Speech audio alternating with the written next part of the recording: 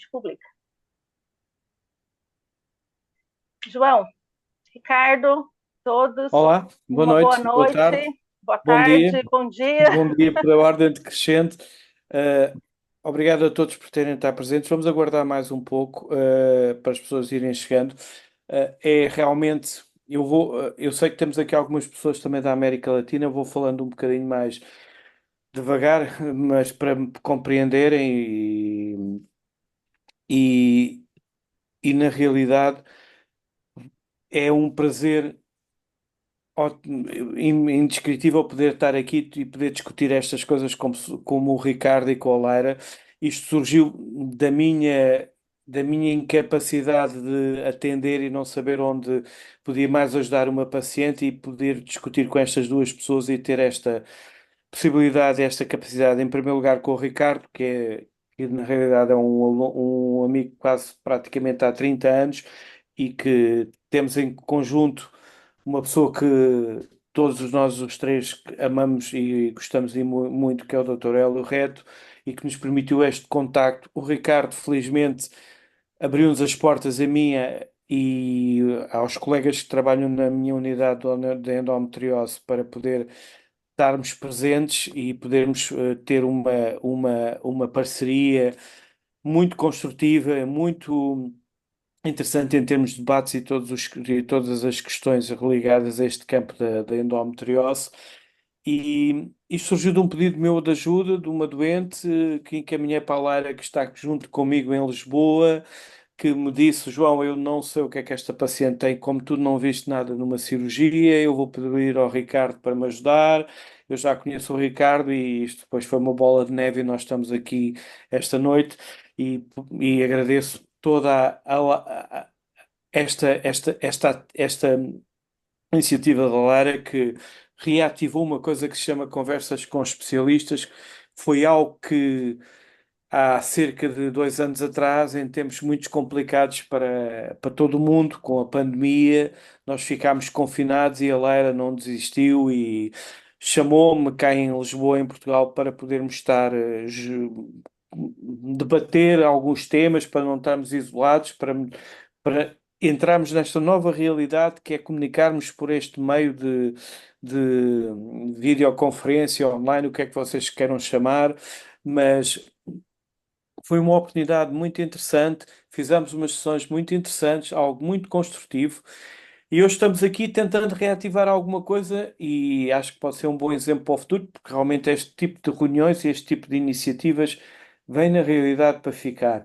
Hum, Apresentando novamente o meu amigo Ricardo Pereira, o Ricardo é de São Paulo, no Brasil, é um cirurgião da endometriose mundialmente reconhecido. Não estou aqui a fazer algo nada de gratuito, porque realmente vê-lo operar é uma coisa e é um homem que nos últimos anos tem-se dedicado a esta doença enigmática e por outras vias tem-se dedicado muito ao estudo da neuropelviologia e toda a dor pélvica no contexto de endometriose e não só.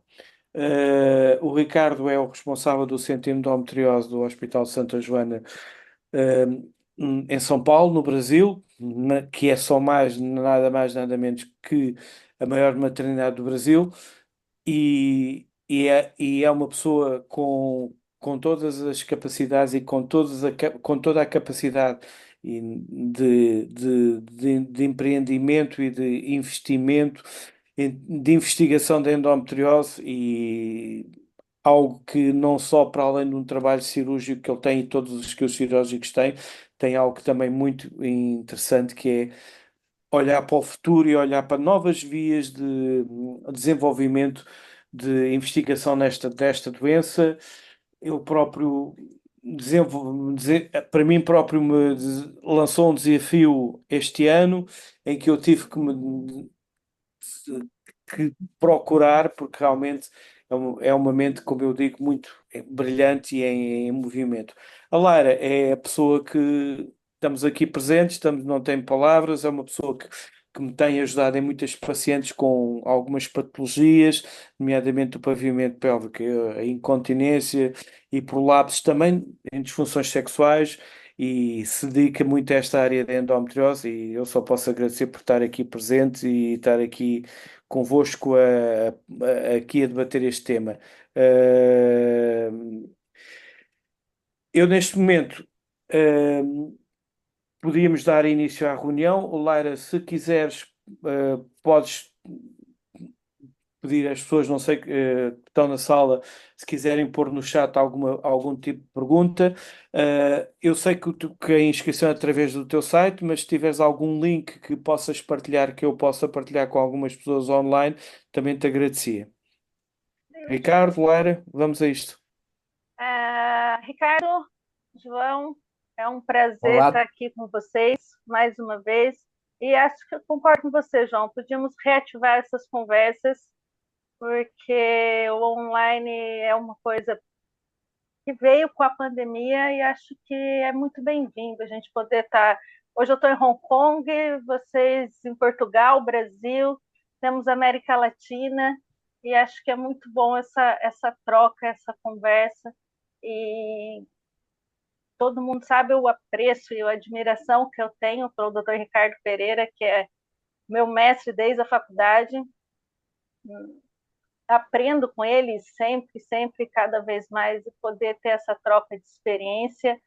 Depois, em Portugal, doutor Hélio, João, Rui, é sempre muito bom poder estar aprendendo, e acho que mostrar que a equipe interdisciplinar, né? Temos aqui mais fisioterapeutas, a Samantha, que trabalha com o doutor Ricardo lá em São Paulo, e acho que entendermos a visão multidisciplinar da paciente é extremamente importante para que a gente consiga oferecer o melhor tratamento. E essas conversas fazem com que a gente veja cada vez mais o ponto de vista de cada profissional e possamos aprender. Então, isso é uma correção, João. Covid foi há 4 anos, não há 2. O tempo passa. Ouve, ouve. É assim, na Parece que foi realidade, ontem. parece que foi ontem quando a gente se viu metido todos dentro de casa e tu achaste que isto era uma boa. Tínhamos que fazer alguma coisa e me desafiaste, foi algo. Eu sou uma pessoa que gosta de achar soluções, então esses desafios acho que mostram que a gente pode estar se superando e aprendendo e crescendo nas adversidades. Ricardo, um prazer mais uma vez estarmos aqui partilhando, e obrigado você pelo que nunca convite. para de estudar e de partilhar tudo aquilo que você aprende. Muito obrigada pela generosidade na sua partilha. Obrigado. O aprendizado é sempre mútuo e me preparar, nos discutir com todos. Uma boa tarde, uma boa noite, uma boa madrugada para lá. Esse assunto é um assunto muito interessante. Opa, isso. Ah, Porque no centro de endometriose, eh, era, a endometriose era para ser a principal causa de procura, e continua sendo. Só que chama atenção um aumento gradativo das pacientes que chegam com a suspeita de endometriose. E, na verdade, ah, tem como segunda causa de dores diagnosticada no centro as dores de origem neuropática. Então, depois da endometriose, e numa forma crescente também, as dores de origem neuropática, principalmente as dores originárias eh, pós cicatrizes cirúrgicas. Tá? Ah, por definição, a dor neuropática é um termo muito mais abrangente e houve essa modificação há poucos anos na definição, né? E é uma dor originada num nervo que sinaliza uma informação ao cérebro, uma informação somatosensorial, né? Diferente das outras vias, por exemplo, das de origem visceral. Mais conhecida das dores neuropáticas, né? E aí está sempre no âmbito da conversa com as especialidades, né, principalmente a neurologia, a clínica médica, e uma série de outras especialidades, mas a dor neuropática tradicionalmente é conhecida como a dor da neuralgia pós-herpética, da neuralgia do trigêmeo, a dor pós-amputação, né, dos neuromas, formações dos neuromas, e doenças do sistema nervoso central, também que pode originar dores assim como doença sistêmica, como diabetes, enfim. E o nosso assunto principal são as lesões dolorosas originárias nos nervos, particularmente pelo trauma, pela cicatriz, né? As dores neuropáticas, elas têm uma característica e que tem um componente clínico que nos faz direcionar este pensamento. Apesar dos exames, das imagens serem de grande valia, mas para esse tipo de dor, a clínica continua sendo o mais importante meio de chegar a um entendimento, a um diagnóstico correto. Porque é uma dor que está especificamente numa área onde o nervo está acometido, né? E se você tem frequentemente uma perda sensorial, parcial ou completa, muitas vezes os pacientes não percebem, mas quando nós testamos algumas sensibilidades específicas, como o frio, ela não percebe, porque é uma das primeiras alterações do nervo quando ele está lesado, é a perda da sensibilidade de temperatura. ah, Ela frequentemente percebe ou experimenta sensações diferentes, né? ah, Estranhas nessa região. Ah, Muito frequente, a dor, quando se intensifica, é uma dor referida como uma dor em queimação. Né? E se você estimula ah, a dor, ela tende a se intensificar, o tato, o físico, né? Diferente das dores até inflamatórias, mas as dores viscerais, as dores que estão dentro do abdômen.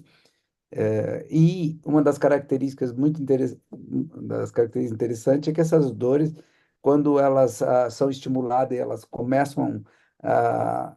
ela persiste após a parada do estímulo, né? Isso é muito frequente quando a paciente queixa da dispareunia de profundidade, né, que pode ser da endometriose, mas se ela tem uma dor neuropática, por exemplo, na região do hilo inguinal, acometendo o ramo genital, ah, o ato sexual pode desencadear a dor, como uma dor da endometriose, só que a endometriose, quando cessa o ato sexual, a dor tende a desaparecer. Já a dor neuropática, ela continua depois, muitas vezes até se intensificando, né? A paciente diz: eu vou ter relação, mas eu sei que eu vou ficar o outro dia dolorida. Então, é diferente da endometriose. Não é um assunto ah, recente. A literatura refere esse tipo de dores já há mais de 100 anos, e embora ainda em todos os trabalhos, em todas as referências bibliográficas, é unânime o subdiagnóstico, a dificuldade de diagnóstico. Essas pacientes chegam, às vezes, depois de passar por várias investigações, por vários profissionais, sem um diagnóstico, porque a imagem ela não ajuda muito e isso leva a um desentendimento e a uma insegurança muito grande. Ah, Praticamente 100 anos atrás, o primeiro teste diagnóstico foi de Carnot, né, publicado e originou até esse comentário no Lancet, daquela época, em que onde começava a realizar as cirurgias, né, abdominais, principalmente as tifectomias, apendicectomias, as cirurgias ganhando corpo devido ao avanço da medicina, e essas pacientes originavam dores pós-cirúrgicas. Foram muito bem descritas por Carnot há praticamente 100 anos atrás. E o teste famoso, né, que é adotado ainda hoje, que é o teste da flexão do tronco, usando a musculatura abdominal, com as pernas fletidas e no alto, ah, desencadeando a dor na parede abdominal, diferente de uma dor visceral, mesmo de uma dor inflamatória no peritônio, como a endometriose, que não vai originar esse tipo de dor. Então, a dor geralmente ela é de um lado, unilateral, porque é difícil dois nervos estarem comprometidos. É uma dor espontânea, né? Muitas vezes há sensações diferentes, né? Alterações de sensibilidade, desestesia, uma hipersensibilidade no local, às vezes de aproximar as pacientes já seguro, muitas mães, né?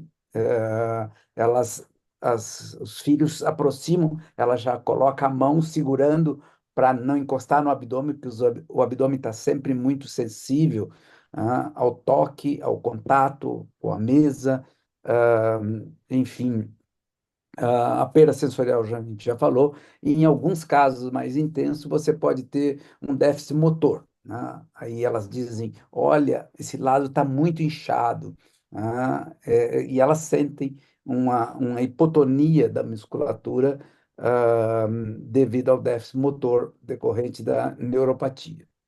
Uma das características da hipersensibilidade da dor neuropática, e vale para todas as dores neuropáticas, é a presença da alodínia, da hiperalgesia e da hiperpatia. São três coisas, três tipos de sensibilidade que é importante diferenciar, né? A alodínia é aquela dor provocada por um estímulo que normalmente não causaria. Você pega teste do cotonete, passa o teste do cotonete, você sente o cotonete. Você passa na área da dor neuropática, ele dá uma sensação de dor, né? Ou mesmo uma pena, ou a roupa, ou mesmo às vezes o frio, pode levar a uma sensação de dor que normalmente não levaria se esse nervo tivesse sem essa alteração.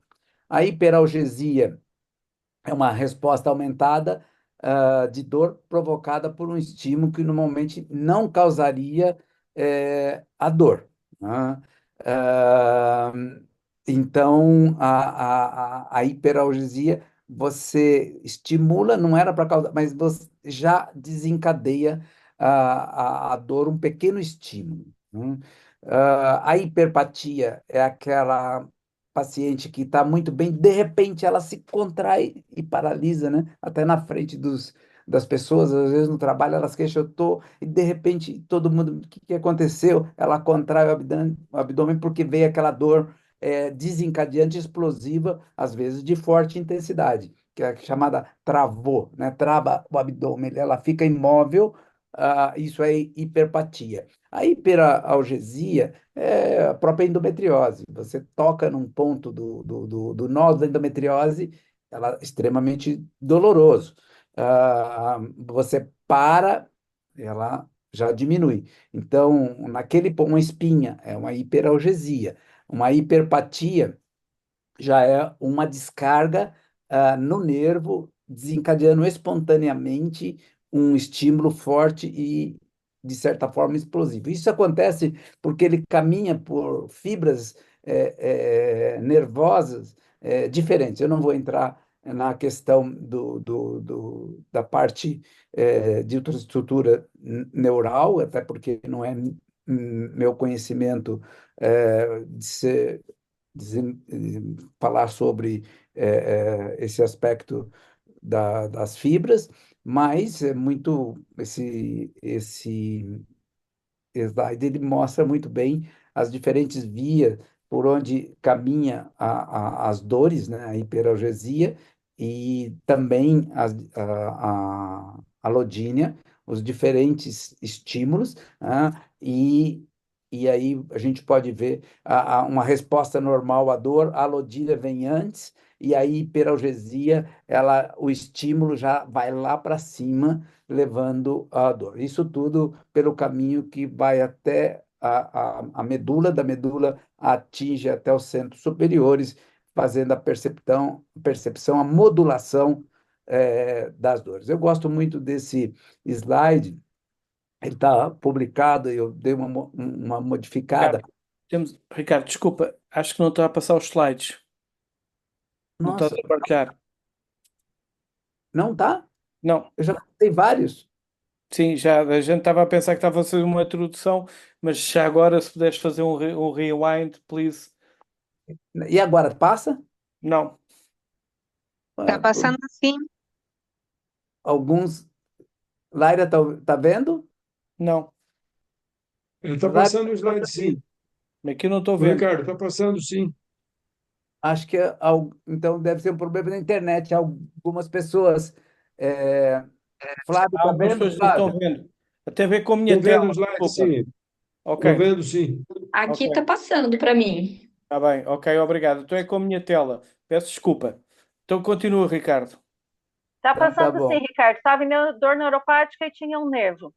Uhum. Isso. Então, beleza. Então, eu falei que eu gosto muito desse slide porque ele ajuda a diferenciar o que seria aí a dor neuropática, as características clínicas, de uma dor inflamatória. Por exemplo, uma apendicite, o peritônio infeccioso, uma colite, uma endometriose.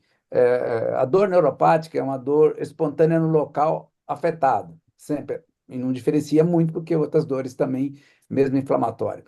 Ah, você tem, com o calor, uma. ah, não percebe aquela perda sensorial na dor neuropática, já numa espinha, numa área inflamatória, você já sente mais, né?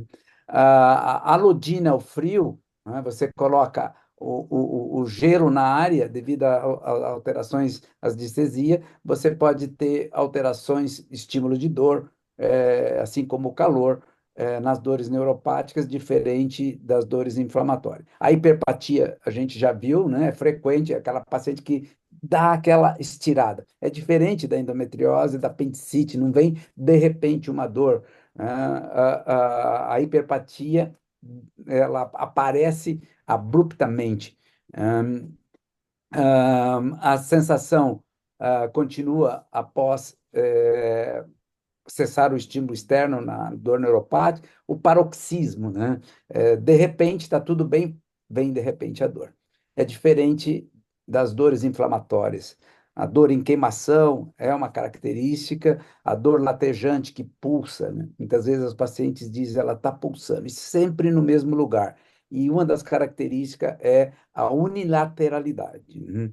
ah, Sintomas e sinais negativos, perda sensorial, já falamos, teste, coloca um gelinho, coloca um álcool com algodão na área, compara com a área é, é, contralateral, e a gente vai ver, ela vai dizer, olha, eu estou sentindo frio daquele lado, desse lado da dor eu sinto molhado. Hum, e pode, muitas vezes, ter também um déficit motor. Diferente da dor visceral, que é uma dor difusa, muitas vezes associado com dores, com outros sintomas viscerais, palidez, náusea, sudorese. A dor neuropática, ela frequentemente não tem esse componente. Também, diferente da dor inflamatória, peritoneal, né? Ah, e, e geralmente é um pouco difusa, a barriga distende num total, em geral, numa abrangência maior. Já a dor neuropática, ela coloca a mão, né? É igual o dente. O dente é sempre muito didático. Você aponta o teu dente que está doendo, porque é o nervo daquele dente. Como o cérebro grava o dente, né? Não grava o coração, não grava o intestino, não grava o apêndice, não há é, é, gravação no cérebro das vísceras, mas sim do somático existe, periférico, né? Então, ela sabe que naquele ponto ela leva a dor. Muitas vezes ela fala, né, no meu ovário, mas é que o ovário é o ponto de referência para a mulher naquele lado, principalmente nas fossas ilíacas, no baixo ventre, mas é muitas vezes na parede a manifestação da dor neuropática. Ah, ah, então, ela é conhecida, né, como o encarceramento dos nervos periféricos, que é o que nós vamos é, conversar hoje. Existe N causas de outras dores neuropáticas, né, mas sim do preservamento dos nervos cutâneo e abdominal, a acne, né, é uma das, das formas bem eh, detalhada, e existe várias publicações sobre essa síndrome. A encarceramento do nervo na cicatriz cirúrgica do abdômen, qualquer cicatriz pode levar a um nerve entrapment, o encarceramento, principalmente nas laterais, né? Começou com as apendicectomias, as hérnias, né? Supõe-se que 30% das cirurgias de hérnias, até pouco tempo, elas, a paciente poderia apresentar algum tipo de dor pós-cirúrgica. Ah, e cesárea, nós vamos ver mais à frente. Nós aqui no Brasil temos uma incidência alta de cesárea, no mundo todo também aumentou. E a incisão de Pfannstiel, ela vai para as laterais, e nas laterais que passam os nervos do plexo lombar, na parede muscular, e onde a cicatriz pode fazer um encarceramento de alguma fibra nervosa e desencadear a dor. E o encarceramento dos nervos intrapélvicos, né? Nós estamos falando de cirurgias pélvicas, e dependendo da profundidade dessas cirurgias, subperitoneal, né? Não apenas no peritônio, nós podemos ter, sim, encarceramento dos nervos intrapélvicos somáticos. Eles são geralmente mais profundos, mas a cirurgia da endometriose, a cirurgia oncológica, pode determinar sintomas de dor neuropática por encarceramento na pelve. Ah, a chamada acne, né?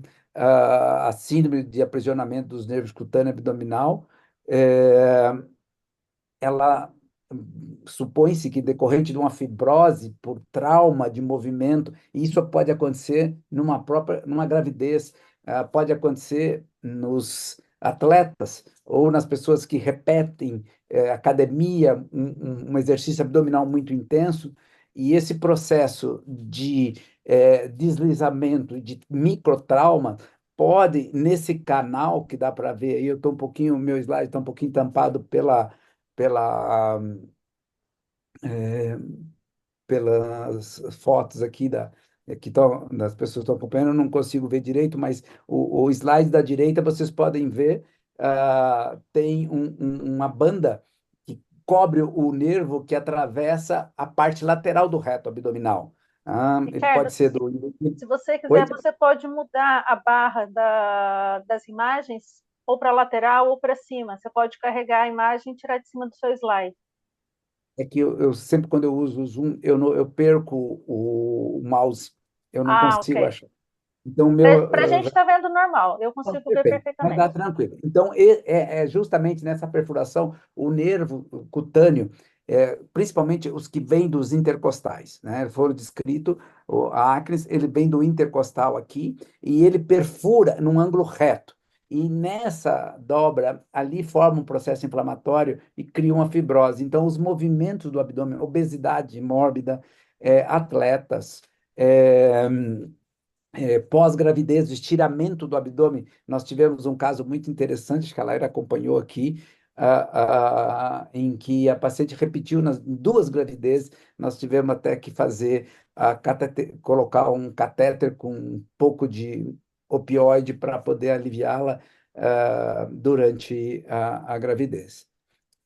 que era o desencadeamento. Então, aí estão os testes, né? A desestesia, a alodínia, o teste do cotonete, a hiperalgesia, o simples tocar já desencadeia dor, ou um estímulo com um papel é doloroso. Então, isso é a característica da dor homeopática, diferente da dor abdominal, da dor visceral, uma cólica renal, uma cólica intestinal. É muito comum essas pacientes, elas dizerem, a maioria das pacientes que chegam no centro já fizeram colonoscopia, porque é o intestino que dói, aí faz uma colono, aí é uma colite, mas é porque distende, quando distende o abdômen, traciona o peritônio, e muitas vezes você pode ter essa distensão da parede desencadeando a dor. Então, a constipação, né? A distensão do abdômen pode originar uma atração desses nervos e confundir muito a questão das dores. Então, a síndrome do aprisionamento ou do encarceramento dos nervos cutâneo-abdominais, ela é um pouco mais alta, é na subcostal, vem até a cicatriz umbilical. Embora também você pode ter isso um pouco mais abaixo, mas aí entra já a inervação abaixo de T7, T9 e entra os nervos originários do plexo lombar. Ah, essa fotografia mostra muito bem como os nervos atravessam, né, a aponeurose, vêm subcostais e eles perfuram a aponeurose do músculo abdominal, do reto abdominal, e vão inervar a parte do peritônio. E traumas, por N razões, pode levar a uma fibrose e, consequentemente, a dores ao movimento, principalmente ou espontânea, dos nervos abdominais, é a chamada síndrome do encarceramento dos nervos cutâneo abdominais. Ah, o encarceramento dos nervos decorrente de cicatriz cirúrgica, né? E aí entra o detalhe dos nervos originários sensitivos, que tem um pouco componente motor fraco, mas tem, meio leve, vamos dizer assim, e os conhecidos, o gênito femoral, mais inferiormente, o cutâneo femoral lateral, o ilho inguinal, o ilho hipogástrico. Também o obturador, mas como ele se dirige mais profundamente e ele vai em direção à pelve, ele está mais relacionado. Nós vamos mostrar um caso interessante, né, mas quando tem alteração ao nível da profundidade da pelve. Né? Mas da parede abdominal de cicatriz, normalmente está acometido alguma alteração ao nível de um desses nervos. A maioria das vezes, o ilho inguinal, o ilho hipogástrico ou o gênito femoral. Em menor frequência, o cutâneo femoral lateral. A chamada meralgia parestésica, que acontece mais em mulheres. Todas as dores neuropáticas são mais frequentes no sexo feminino. Mas a menalgia parestésica também, e principalmente é conhecida dos ortopedistas como a dor na face lateral da coxa em atletas. E a gente vê frequentemente também nas pacientes com endometriose. Ali no peritônio inflamado, sobre o músculo psoas, onde passa o gênito femoral, no recesso retro secal, no recesso intersigmoide, ali na goteira parietocólica, onde passam as fibras sobre o psoas do cutâneo femoral lateral, elas podem sofrer um processo inflamatório e a paciente desenvolver uma meralgia parestésica na face lateral da coxa durante o período menstrual.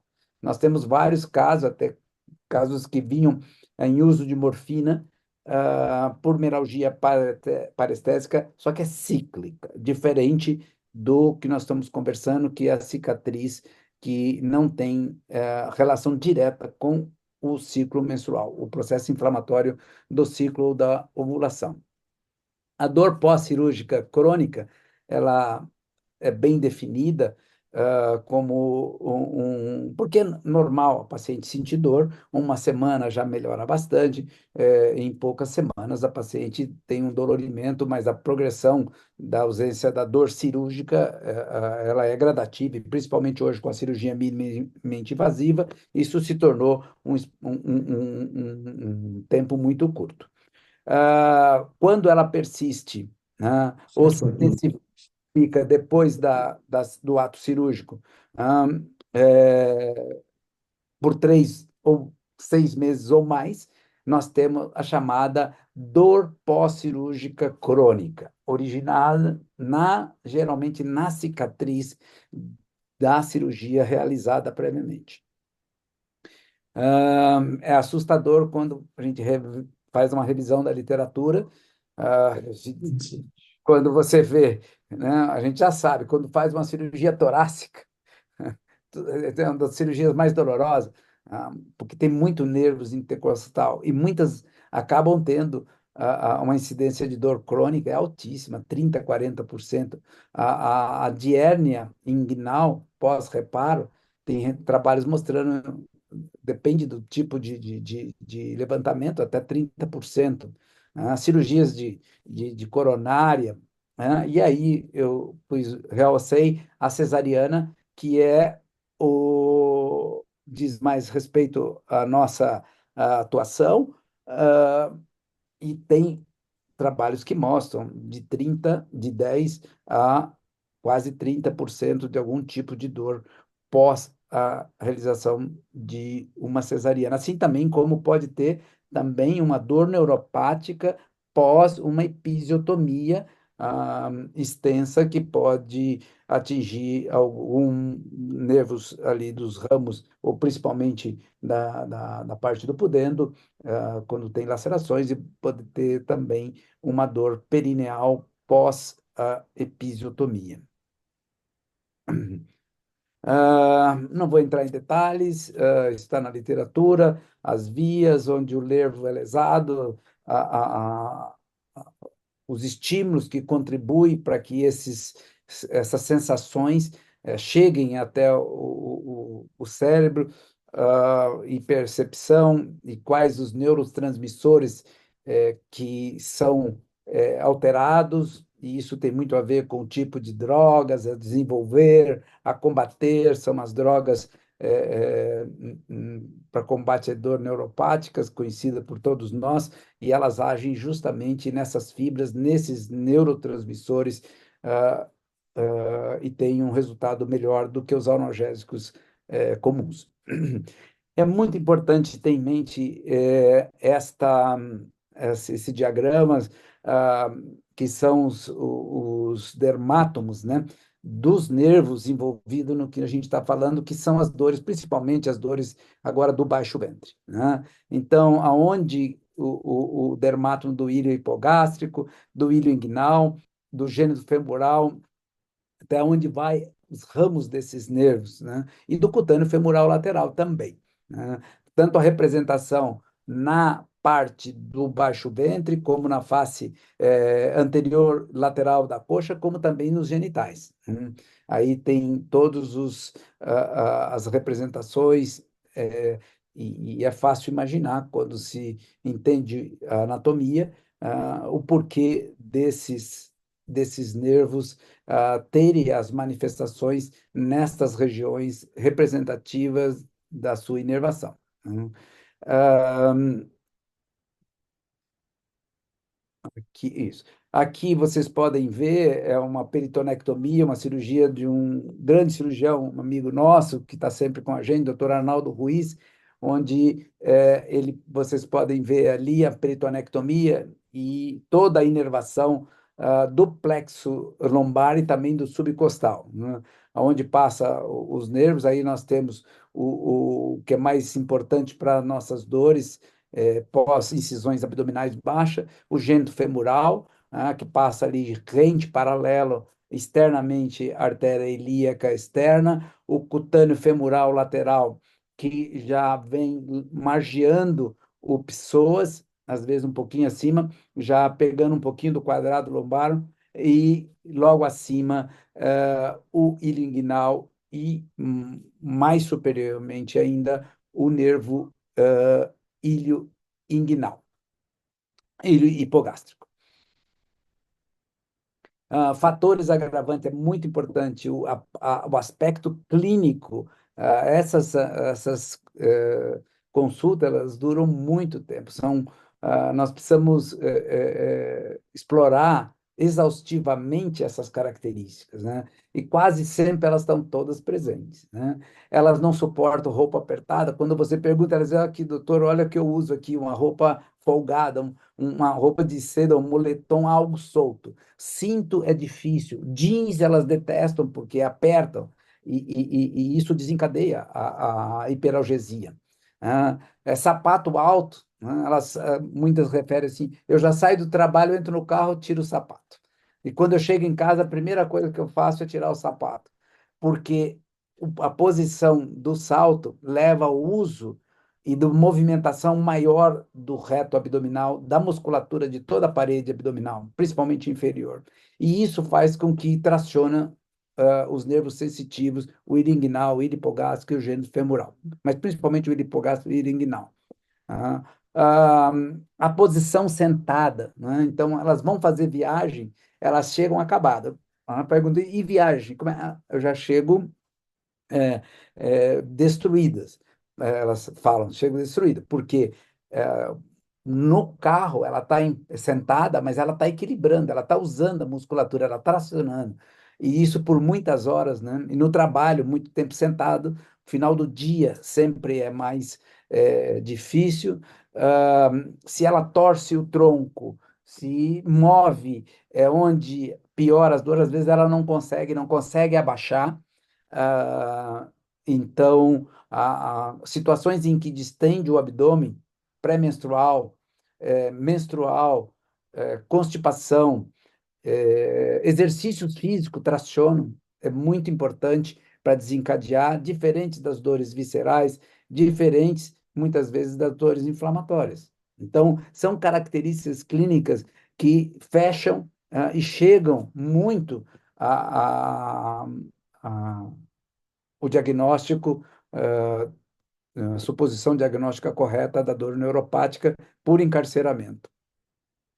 Se vocês colocarem o gelo ou um algodão com álcool, fica gelado, mesmo o gelo é muito interessante. Você testa as outras áreas, gelado, gelado, aí do lado na dor contralateral, gelado. A hora que coloca em cima da dor, ela diz: não estou sentindo nada. Elas se assustam, porque elas não percebiam essa perda sensorial. Elas dizem: estou sentindo molhado. É o teste do cotonete também, a Lodine um pouquinho, mas o gelo é incrível. Coloca o gelo, ela sente molhado diferente do outro lado. Quase, assim, a grande maioria das pacientes que têm encarceramento de nervo é unilateral, e aquele lado ela perde a percepção da sensibilidade ao frio. A posição antálgica, seja para sentar, elas já chegam no consultório, elas, no lado afetado, elas sempre sentam de lado. Se é o lado esquerdo, porque ela relaxa a musculatura. Então, elas estão sempre tortas, estão sempre virando. Ao deitar, elas sempre numa posição. Às vezes, nos casos mais intensos, elas acordam com a hiperpatia, com a dor abrupta à noite. Então, elas dizem: eu deito, coloco o travesseiro no meio das pernas, coloco nas costas e eu adormeço e acordo naquela posição. Elas desenvolvem uma parada durante o sono para não desencadear dor, porque às vezes o estiramento no sono faz com que desencadeia a dor, e elas passam a ter dor e acordar durante o sono. Então, a posição antálgica é muito variada e depende da área afetada, né? Fatores de alívio eles falam: pôr o pé no chão é bastante confortável, porque elas relaxa um pouco o abdômen, né? Então, dormência. Outra característica muito interessante é que elas confundem, porque quando ela enche a bexiga, a dor muitas vezes desencadeia. O mal distende a bexiga, já aumenta a dor, ela tem que esvaziar. Então, elas confundem com infecção urinária, com cistite intersticial, com síndrome de bexiga irritável, e é puramente pela distensão da bexiga. Elas dizem, minha bexiga é pequena, meu reservatório de urina é pequeno, porque senão eu sinto muita dor. Então, o esvaziamento, às vezes acorda à noite, noctúria, a urgência miccional matinal, né? Quando elas acordam, elas, primeira coisa, correr para dentro para fazer xixi, porque elas vão aliviar a dor que está devido à distensão, assim como também a constipação, né? Muitas pacientes vão fazer colonoscopia, e aí se faz a colono, distende com gás o colo, e muitas vezes o colonoscopista não aspira o gás. Eu já tive pacientes que foi assim, acordou aos gritos de dor neuropática pós a colonoscopia, com suspeita que perfurou com isso e aquilo, e elas são as pacientes que têm as chamadas dores neuropáticas, porque fica distendido o abdômen. Elas também podem ter dispareunia de profundidade, mas uma das características é que essa dispareunia continua ou se agrava depois da relação. Eu vou ter dor, vou ter relação, eu sei que amanhã eu vou estar dolorida. Muitas dizem isso. Então, a dor de profundidade tem, na hora, pode ter, e principalmente ficar dolorida, diferente da endometriose, que para o ato sexual, para a dor. A dismenorreia confunde porque nesse período está tudo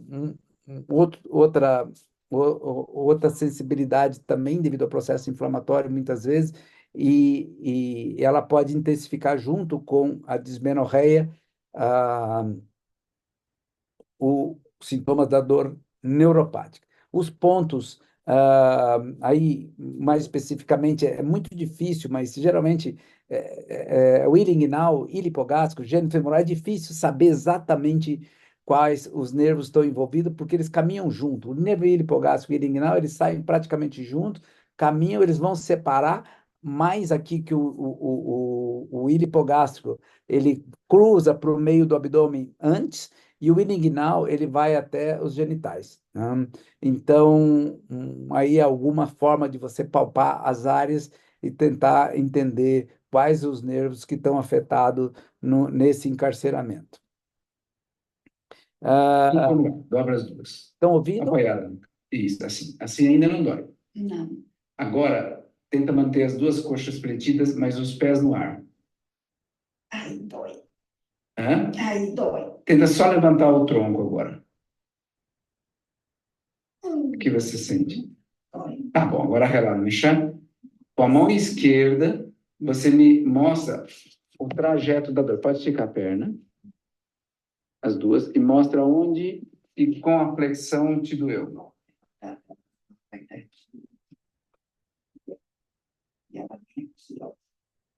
No ponto. Isso. Tá, no ponto onde seria, onde você tem uma cicatriz. Isso, onde está a cirurgia.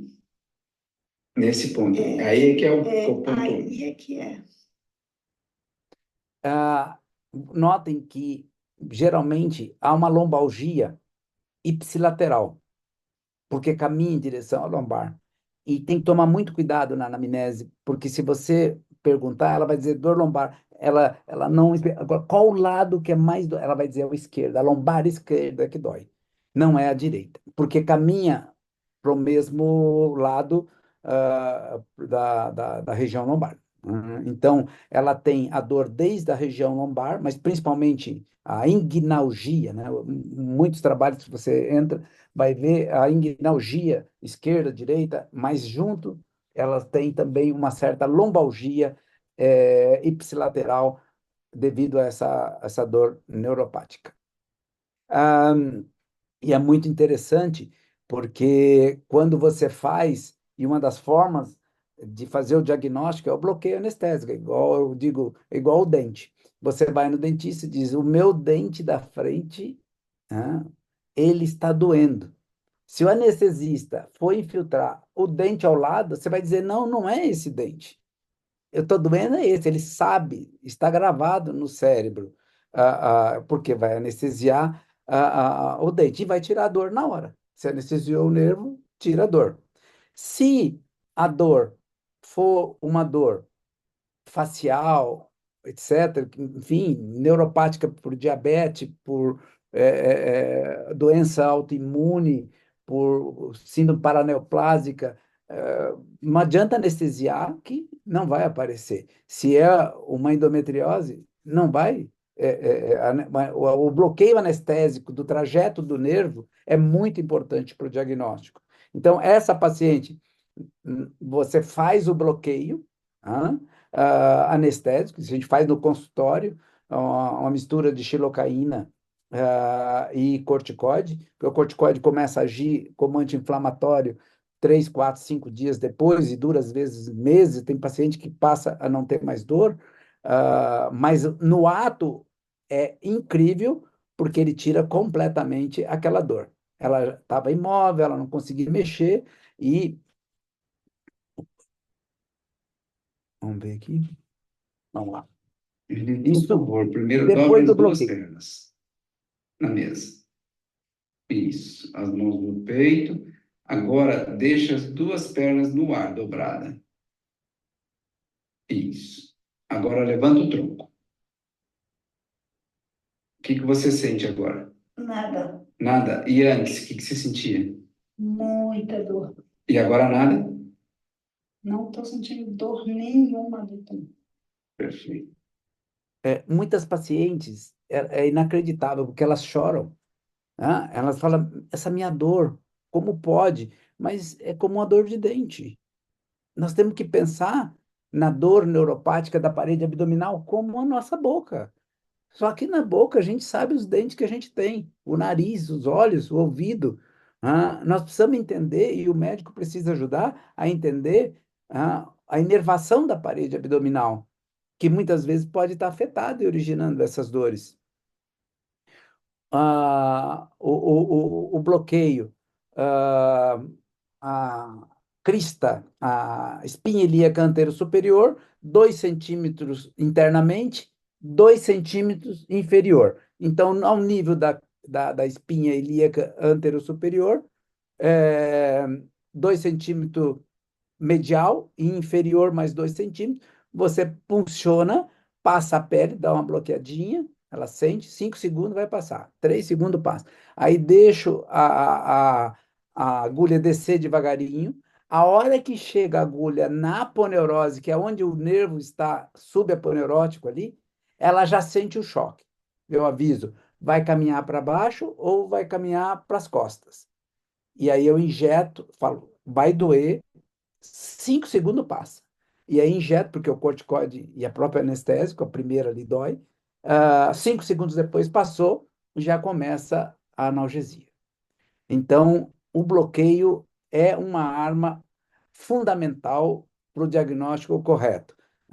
Esse é um caso de uma gestante que por pouco não fazem uma laparotomia nela, de tamanha dor que ela tinha, e ela tinha um estiramento do nervo ilinguinal. Nós bloqueamos, passou, voltou, bloqueou, melhorou, voltou, a gravidez continua, né? Aí o Tiago, nosso anestesista, que tem uma experiência fantástica, o Tiago Neuer, que nos ajuda lá no centro, ele tem um conhecimento fantástico sobre essas punções, seja occipital, facial, no pé, plexo braquial, onde ciático, onde podendo, o Tiago tem um conhecimento fantástico. Então, ele colocou esse catéter, né, e a paciente foi para casa com esse catéter e ajudou muito ela a levar a gravidez e conforme vinha a dor, ela fazia o uso da medicação, uma mistura com anestésico e opioide. Fala um pouquinho o que que tem na ampola para esvaziar o... Aí está o Dr. Tiago Noé, que é o nosso grande mestre aí no Vai começar a entendimento aliviar. dessas dores e, e 2, 3 minutinhos. e uma experiência muito, muito interessante. a gravidez desencadeou essa dor, como um acne. Tiago infiltrou a Rosana Hash. Foi? Foi ou não foi? Bem, ah, aqui vamos ver, isso, a maneira mais correta, embora eu faça ali a primeira, porque eu já estou ali, já tiro a dor da paciente, mas no segundo, a filtração, se precisa, eu peço para o Tiago e através do ultrassom, isso é uma coisa bem conhecida, ele localiza o vaso, os nervos que passam ali e vai fazendo os bloqueios e podendo saber melhor qual tipo de nervo que está dando a dor. Então, existe toda uma sintomatologia muito bem conhecida, de acordo com os dermatos, né? Aí nós temos o gênio femoral, geralmente onde elas é, referem a dor, e nós temos aí esse trabalho clássico da clínica Cleveland, né? Do grupo do Tommaso Falcone, e foi publicado já há muitos anos, e mostrando que a laparoscopia, a cirurgia minimamente invasiva, ela também origina. Eu tenho vários casos. Eu aprendi que a incisão tinha que ser a pedido da paciente, né? Do trocado bem aqui escondido para não ficar marca. Essa é a pior, a cesárea baixa é a pior. O trocáter também. Na marca, aqui no Brasil diz assim, a marca do biquíni. É onde mais dá dor, neuropática depois. Então, nós passamos a subir e eu faço entre ali ao nível da crista ilíaca anterior superior ao umbigo, divido em três o trocáter, fugindo dessa área. Quando eu li esse trabalho do Falcone há muitos anos, ele mostra ali 95% das fibras que pode dar dor neuropática estão naquela. Então, você tem que fugir dessa região, ah, porque você tem a possibilidade de levar a um encarceramento, uma dor neuropática dos nervos ilinguinal e ilipogástrico. Aí confunde com o pós-operatório, com a cirurgia, a patologia que levou ela para a cirurgia, desapareceu a dor, só que originou uma outra dor, fica como uma complicação, uma dor no ovário, aderência, né?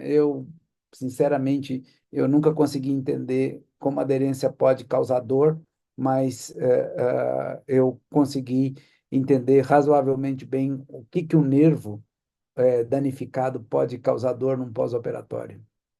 E tudo através do conhecimento, né, da neuroanatomia, da parede. Isso é muito importante que a gente saiba e acompanhar. Eu não vou entrar em detalhes aqui agora. Esse trabalho é fantástico, é um dos melhores papers que eu já vi sobre dor neuropática originada na laparoscopia, da doutora Edna Ferraz, lá do Rio de Janeiro, uma cirurgiã, publicou isso há muitos anos no congresso, na revista da Sobracil, e tá muito, ela faz uma revisão completa, desde Carnet até os dias na época da laparoscopia, e mostrando a possibilidade de você ter a fibrose de alguma das fibras, levando a dor neuropática na cicatriz. Ah, Esse é um trabalho também muito interessante, mostrando que a incisão de Fanny Steele, ela pode ser uma das causas muito importantes eh, de dor neuropática. Porque no ângulo da cicatriz, ali no ângulo onde vai fechar a Fanny Steele, é onde passa o ilinguinal e o ilipogástrico, principalmente o ilinguinal. E aquele pontão da cesárea, é um terror. Então, os trabalhos dizem assim, a paciente saiu da maternidade com dor. Elas já saem da maternidade com dor.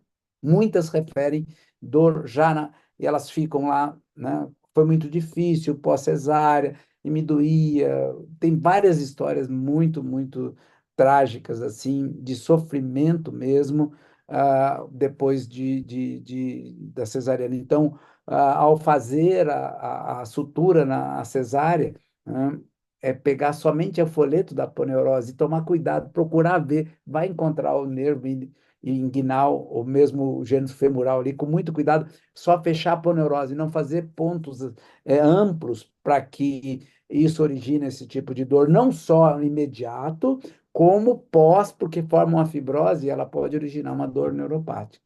Então, esse trabalho mostra cesárea de urgência aumenta, duas incisões, né, ou mais aumenta consideravelmente, porque você vai lá, tem fibrose, mais corte. Pacientes que têm dormência já mostra a disestesia, né? E quanto maior a cicatriz da cesárea, mais provável, porque você vai mais em direção à lateral. Eu sempre falo que se eu tiver que fazer uma laparotomia no abdômen inferior, eu vou pedir para o cirurgião fazer uma mediana. Eu não deixaria hoje, vendo as minhas pacientes, eu não deixaria ele fazer uma cisão estética faristil em mim, porque a possibilidade de dor pós-cirúrgica é muito maior. As incisões na linha média são muito pouco dolorosas em termos de dor pós-cirúrgica, porque aqui na linha média é onde chega as terminações, são os últimos nervinhos, eles vão convergir para a linha média. Agora, na lateral, os nervos estão todos íntegros, são todos com muita inervação, por isso os cantos são mais dolorosos. A cicatriz mediana é a que menos problema dá em qualquer parte das incisões, de cirurgias com incisões medianas. Então, aí tem vários trabalhos mostrando essa correlação. ah, e esse trabalho eu também gosto muito, foi feito há muitos anos lá em Ribeirão Preto, em que eles estudaram as causas epidemiológicas, um estudo epidemiológico das dores do ambulatório de dor pélvica crônica, ginecológico. E o principal fator que eles encontraram foi a cirurgia, foi a história prévia de cesariana, né, o dobro da endometriose. Então, muito provavelmente, num ambulatório de dor crônica, a principal causa é dor neuropática, e interessante que eles comentam em uma linha hã, praticamente nada sobre as dores neuropáticas. Fala sobre miofascial, sobre aderência, sobre isso e aquilo, mas não conseguem avançar no tema da dor neuropática, e sim como uma dor crônica, né? A pior coisa que eu acho que tem, eu me lembro do ambulatório, lá na residência, ambulatório de dor pélvica crônica. É o martírio, porque as pacientes estão lá sem diagnóstico, a maioria, e sem um tratamento direcionado adequado. Então, quando for fazer a cesariana, ali tem os dois folhetos, né, branquinhos, duas folhas, pegar só os folhetos, eu acho que isso, o nervo está próximo, olha ali o hilo inguinal atravessando debaixo do folheto, indo no tubérculo púbico e indo em direção ao púbis. Então, você passa um ponto e você pega um nervo desse, é uma dor eterna. Um sofrimento é tão grande, ah, e a literatura mostra todas as consequências de desabilidade dessas pacientes depois de uma dor neuropática. Então, é aquele trabalho lá de Ribeirão Preto, um trabalho significativo.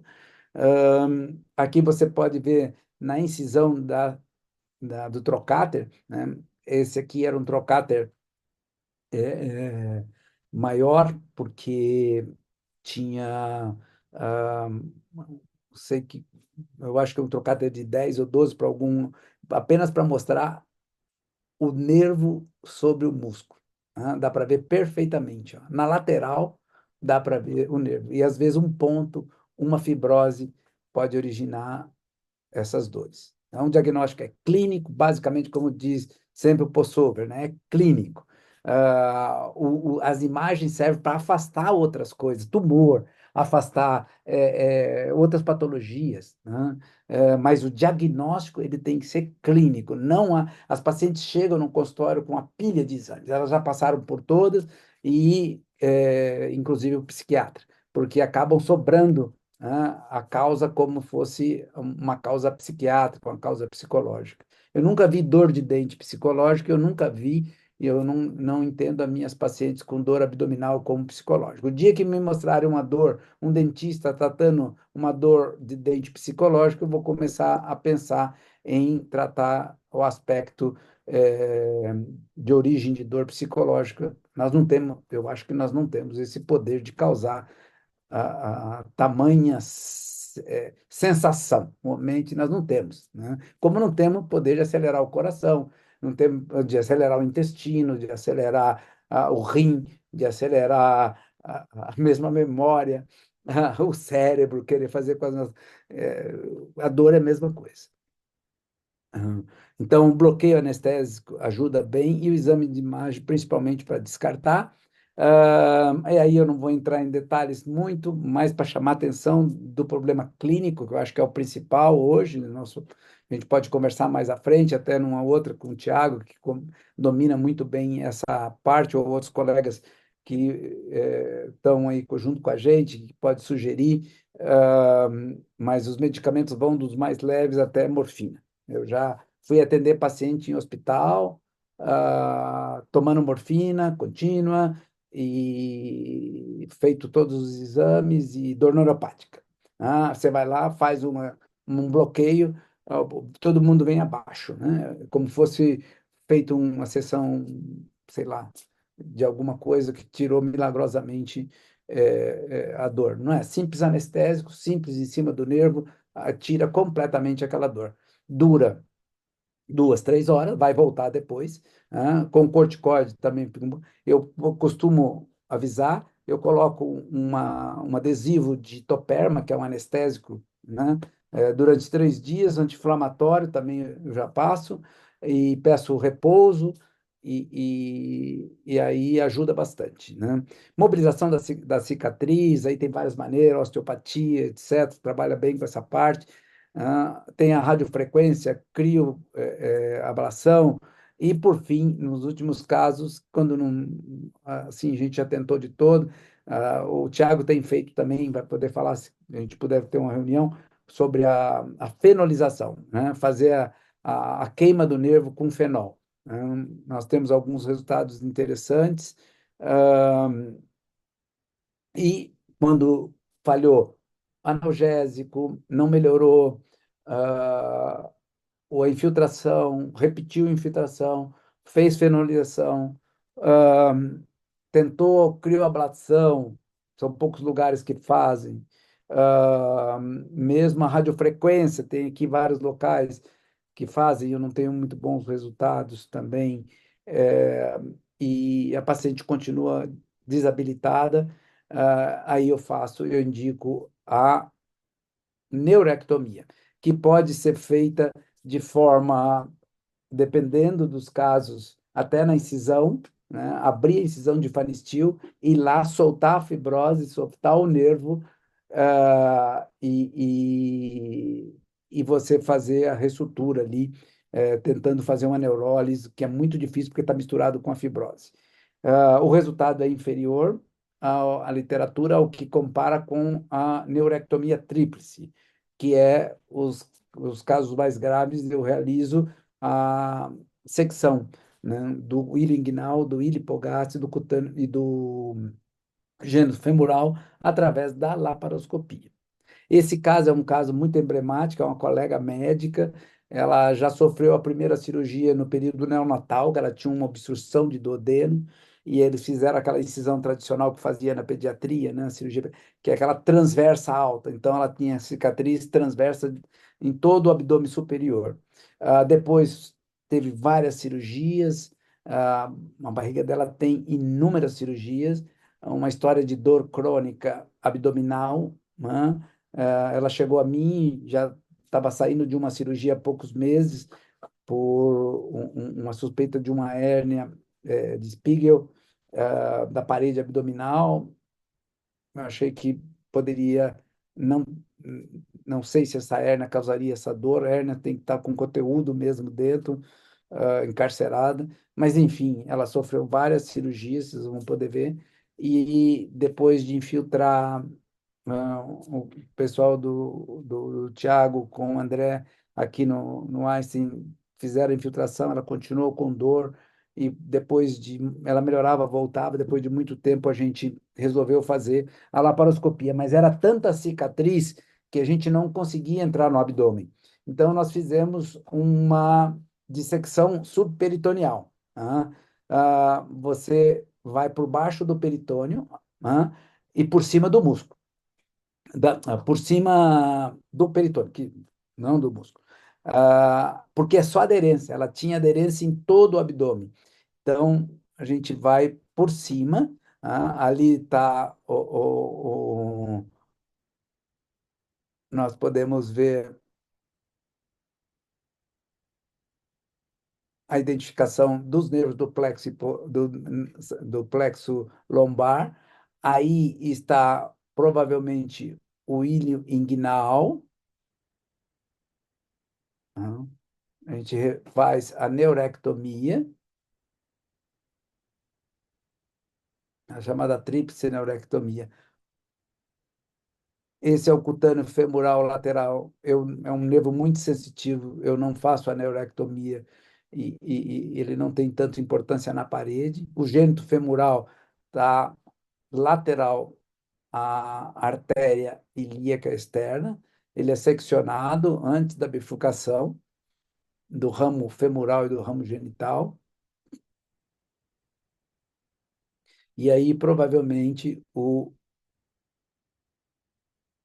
ilinguinal e aqui o ilipogástrico mais assim, né? Procura aí ver se encontrava o subcostal, também que está envolvido na síndrome do acnes, né? E aí a gente faz a secção do nervo ilinguinal, ilipogástrico e genofemoral. A literatura tem poucos trabalhos, mas eles referem um alívio da dor em mais de 90% dos casos. Agora o anestésico. Aqui, alguns casos que a gente tem por laparotomia, vê bem a região de desestesia, abre a aponeurose, identifica o nervo, debaixo da aponeurose, ele está o ilho inguinal, e junto com a fibrose, está preso ali. Então, é feita a neurectomia, aqui está o nervo em cima, e aí é fechado a aponeurose, e, enfim. E para terminar, uma parte importante que são os nervos intrapélvicos. Para nós que fazemos as cirurgias, é uma outro tipo de anatomia, de neuroanatomia. E outra repercussão. É aquela paciente que tem dor, né, no ciático, na perna, na nádega, no ânus, no períneo, perianal e pontadas, e é um inferno a vida delas, né? Então, pode acometer diferentes segmentos dos troncos nervosos, né? Então, a gente tem que dividir o tronco lombosacral, o plexo sacral, o nervo ciático, o nervo obturador, cada um pode estar afetado. Esse caso é um caso muito emblemático. Eu demorei uns 5, 6 anos para poder operar essa paciente. E eu resisti de todas as formas. A primeira vez que me chamaram que ela estava na UTI entubada de uma dose altíssima de opioide que fizeram no hospital uma parada respiratória de tanta dor que ela tinha. Ela saiu, falei, vou vê-la. Eu achei desde o início que era uma dor neuropática. Ela tinha feito cesárea, uma esterectomia já por essa dor. Não tinha um aspecto, eu não conseguia ver algo de endometriose. Ela acabou fazendo uma outra cirurgia, tido como endometriose do plexo sacral,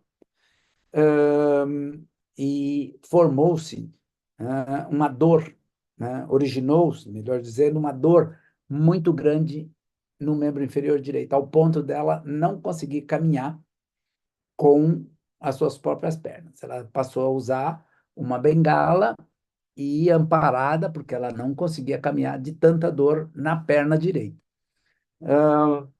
Eu passei ela para o pessoal da dor, o Tiago viu, o André Mansano também viu, enfim, colocamos os estimuladores,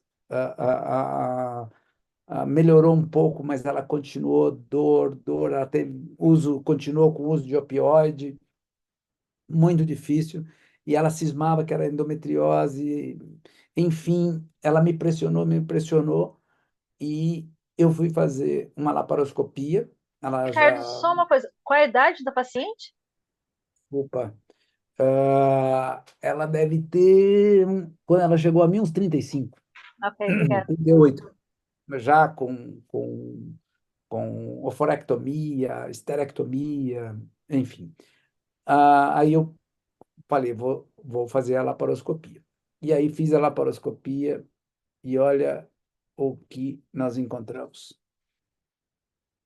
Eu demorei 5 anos para entender e ter ciência de que esse é o nervo obturador completamente encarcerado, ah, toda aí a dissecção da ilíaca externa para chegar na região do tronco lombosacro, do nervo obturador, aí as veias tributárias da hipogástrica, a glútea superior, né, tentando ali encontrar o tronco lombosacro. Né. Aí eu conseguia ver o nervo obturador preso completamente na fibrose, e com muito cuidado fomos fazendo a neurólise, primeiramente do nervo obturador, depois do tronco lombosacro, esse é o tronco lombosacral, totalmente vindo do plexo lombar. Ele estava completamente encarcerado, e descendo mais, também encarcerado, as raízes S1, S2, o nervo ciático, todos como tivesse um pastelão preso. Esse já é a raiz, ali ficou para trás, aí veio a glútea superior, a glútea inferior, que passa entre S1 e S2, ah, deu bastante trabalho para conseguir chegar e parar esse sangramento. É fácil parar, mas de interromper ele completamente. Ele ficou sob a pinça até que a gente conseguiu dissecar e preservar os nervos, né? Aqui S1, S2 e o nervo ciático, né? Sendo liberado também dessa fibrose. Então, tronco lombosacro, S1, S2, nervo ciático e o nervo obturador estava todo congelado num plano só. Aí no canal do obturador também, ó, ele estava preso. Nós tivemos que soltar rente ali a musculatura do obturador interno. E no final a gente ficou satisfeito, né, com o que conseguiu dentro do que a gente viu. Então, aí estava todo o plexo sacral praticamente livre e o receio de se fazer uma nova fibrose. Então, nós passamos lá, eu já tinha usado uma vez, e a gente passou a fazer um retalho de gordura, um flap, que a gente tira do próprio abdômen. Ela era bem obesa, não é bem, mas era obesa, e a gente rodou esse retalho de gordura e encheu de gordura. Isso é feito em situações de dor neuropática, aí um ponto no obturador, no psoas menor, na gordura, tampando também o obturador e deixando uma gordura para evitar que outros fibroses se formam entre essa inervação. E olhando acima, o gênito femoral estava todo encarcerado também, né, sob o psoas. Então a gente isolou o gênito femoral, aí está o ramo femoral e genital, né? E esse sim, isso aí ele é basicamente sensitivo, mas, né, a gente retirou o nervo gênito-femoral, liberou ele, ali é o tendão do psoas, e fez uma neurectomia do gênito femoral e uma neurólise do plexo sacral. Aí o tendão não é nervo, é o tendão, e os vasos. Bem, outra situação conhecida, eu não vou entrar em detalhes, só para citar, a possibilidade dos encarceramentos de nervo pudendo. Bastante complexo, não há, a maioria das vezes, cicatrizes, mas não se sabe bem, algumas pacientes, ou por uma queda prévia, formam uma certa fibrose, algum dano a esse nervo, elas desenvolvem uma pudendalgia. E aí a secção do ligamento sacroespinhoso, né? Mas vocês podem ver, aí, entra do mesmo jeito que entramos lá no encarceramento, a lateral artéria ilíaca, né? Identifica o tronco, o ciático, identifica as últimas raízes, né, do plexo sacral, identifica aí o nervo pudendo, os vasos, aqui está o ciático, então, já indo para o forame ciático maior, chanfradura ciática maior, indo para em direção às nádegas, o ciático totalmente ali, o piriforme, esse está tudo bem, não tinha qualquer problema, mas o pudendo, a gente fez a liberação do nervo pudendo para alívio da dor do pudendo. Isso, por laparoscopia, hoje é a via de escolha para a realização do encarceramento da dor da pudendalgia, uma das formas de tratar. Tem a infiltração, tem neuromodulação, tem uma série, mas também a liberação do nervo pudendo até o canal de Alcock é uma das maneiras de tentar aliviar essa dor extremamente complexa e desabilitante. Bem, neurovascular também é um assunto que é só para mostrar de interesse, como é interessante essa questão. São poucos casos, mas aí você pode encontrar um encarceramento, um entrapment neurovascular, né? Uma malformação em que os vasos comprimem o tronco lombosacro e causando uma dor que é muito difícil de entender. É muito mais fácil entender uma dor neuropática da parede do que essas dores vasculares, de pudendo. São casos desafiadores, realmente, bem mais do que as dores de cicatriz cirúrgica. Então, aí, a artéria e o vaso que comprime, né? Vai descomprimir o tronco lombosacro.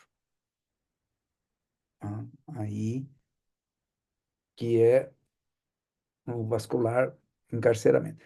Então, pessoal, é mais assim, né? A mensagem, né, João, devido às nossas discussões, é chamar realmente atenção para essas pacientes que têm a dor neuropática, não é dor visceral, não é dor neoplásica, não é dor inflamatória, não é endometriose, e ela está muito mais perto da gente do que a gente imagina.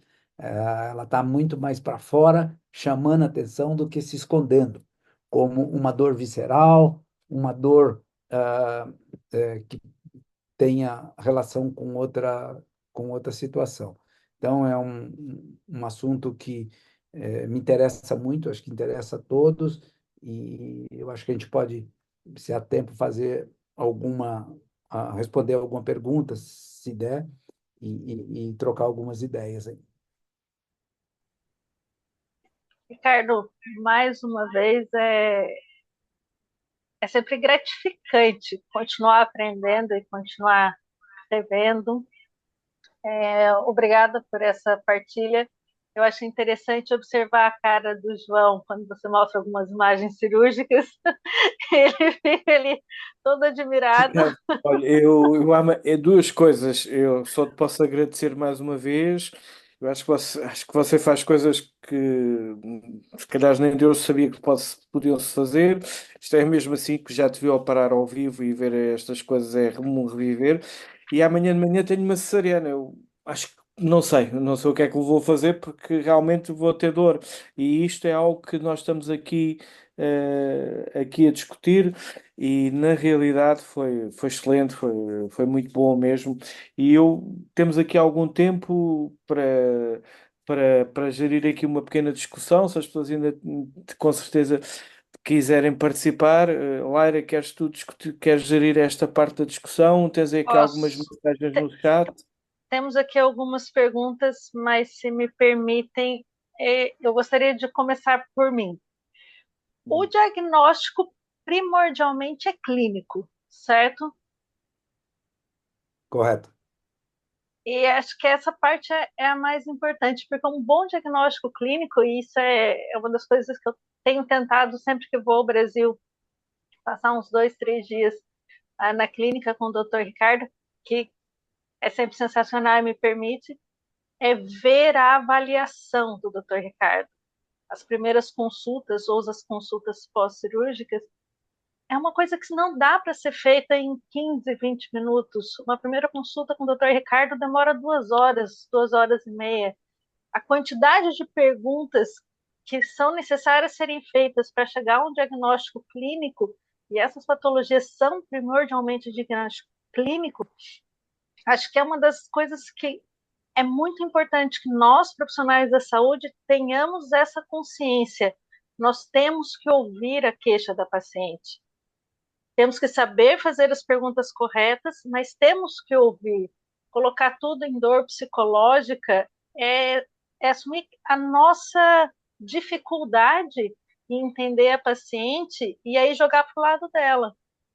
Então, acho que uma das coisas que eu mais aprendi de tantas é como fazer uma boa avaliação, e uma boa avaliação é baseada numa boa anamnese, e é ouvir a paciente, né?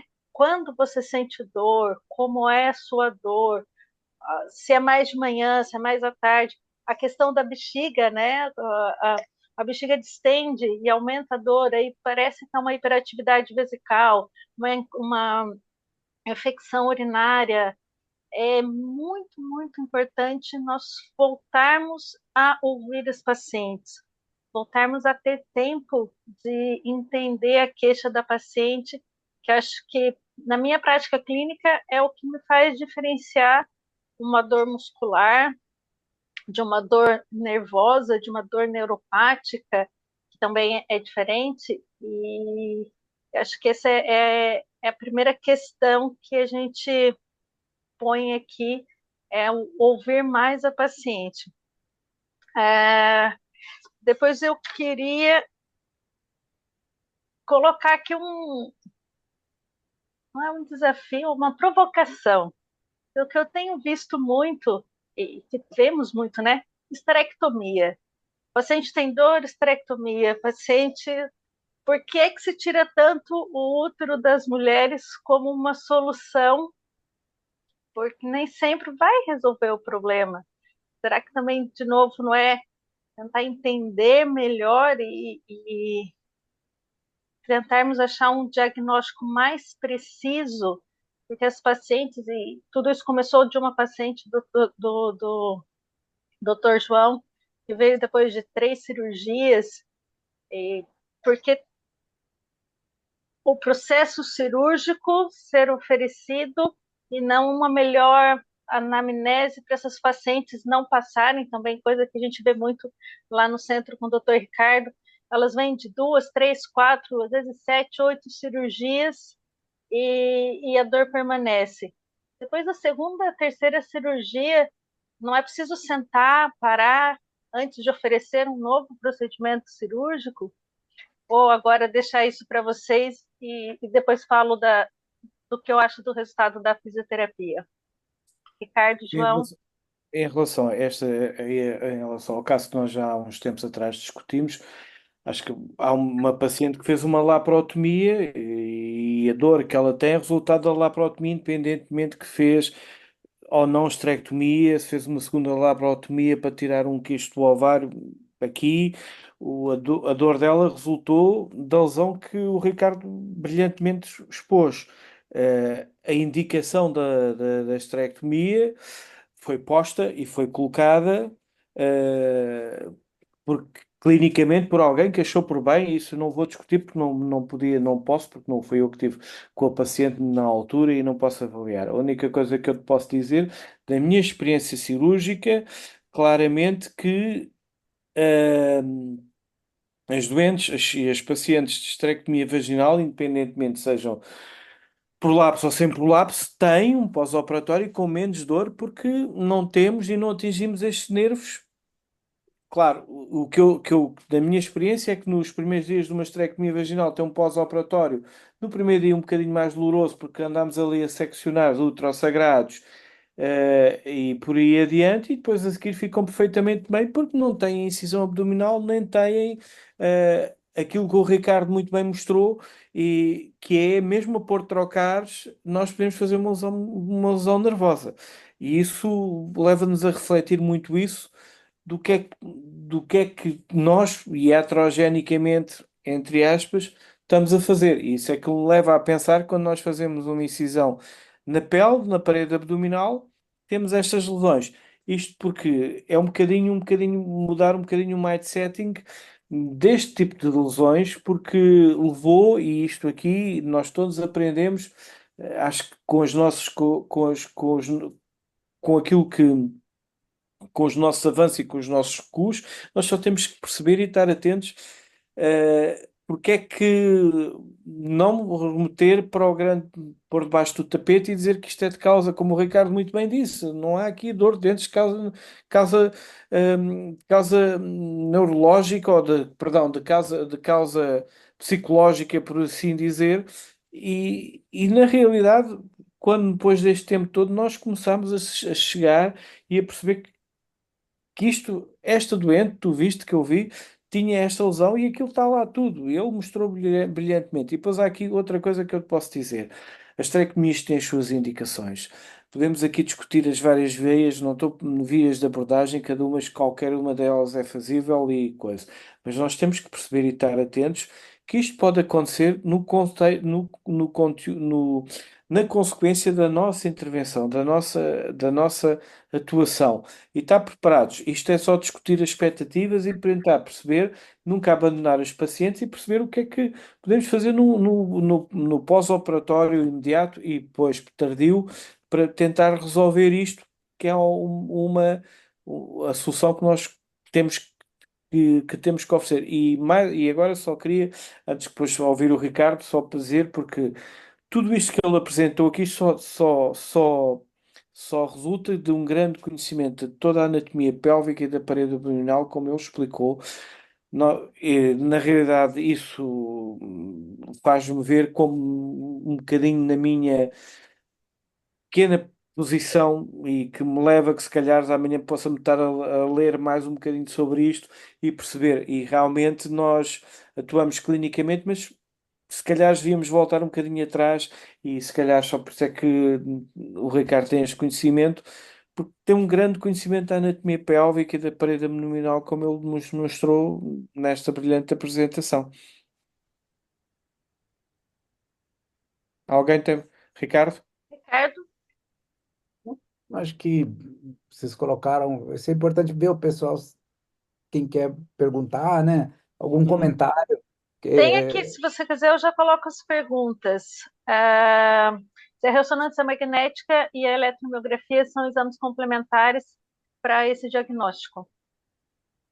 A eletromiografia, neuromiografia, ela serve para você fazer nervo motor. Para nervo sensitivo, ela não tem uma validade para. Você não vai estimular um nervo para ver a resposta motora do ilha inguinal, ilha hipogástrico, cutâneo femoral, gênito femoral. Você vai fazer um plexo braquial, um femoral, um ciático, um fibular, aí sim. Mas a neuromiografia eu não vejo nenhuma. O pudendo é diferente, porque é um nervo misto. E aí você vai ver denervação, mas é clínico também. Eu uso o eletroneuromiografia no pudendo, mas mostra lá, tal, mas a questão é clínica. Ah, a outra ressonância. A ressonância, ela pode descartar algumas coisas, ajuda no diagnóstico diferencial, de muitas patologias, seja inflamatória, tumoral, mas a clínica que vai dizer, geralmente são mulheres, geralmente são jovens, antes da menopausa.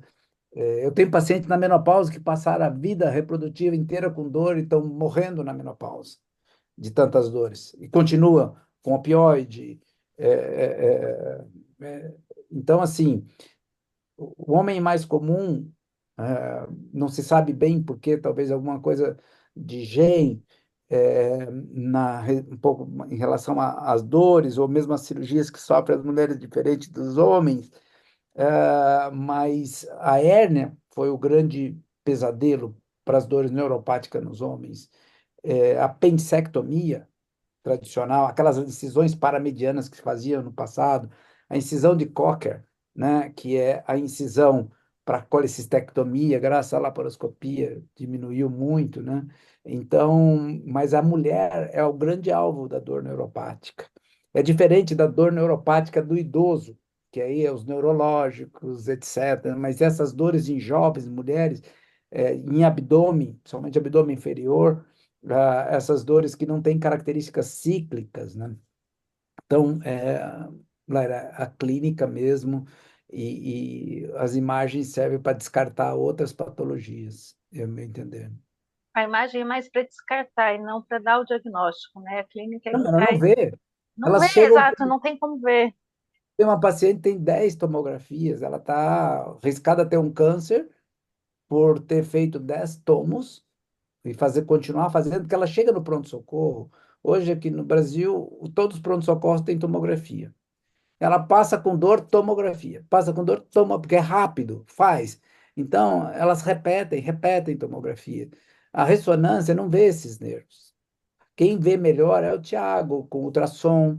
Ele vê se tem uma fibrose, mas também é clínico. Você falou, é importante saber o exame físico do Tiago e o exame físico do André para identificar o nervo acometido. É uma coisa impressionante. Eu não consigo, eu aprendo, mas eu não consigo aprender tudo como eles fazem o exame físico para saber se é da radicular na coluna, se quais dos nervos estão afetados. Então, tem muita coisa para explorar, tanto clínica como exame físico, antes de pensar em exame de imagem. A gente aprender, é muito aprendizado ouvindo, muito aprendizado examinando adequadamente essas pacientes. E, na grande maioria das vezes, como o Carnett, 100 anos atrás, ele fazia os diagnósticos. Mas Alguma alguém pergunta da assistência? Podem abrir os microfones. podem ou podem colocar no chat. Tem uma pergunta aqui sobre a atuação da fisioterapia, né, na dor neuropática quando está encarcerado. E a pergunta era específica sobre abdominoplastia.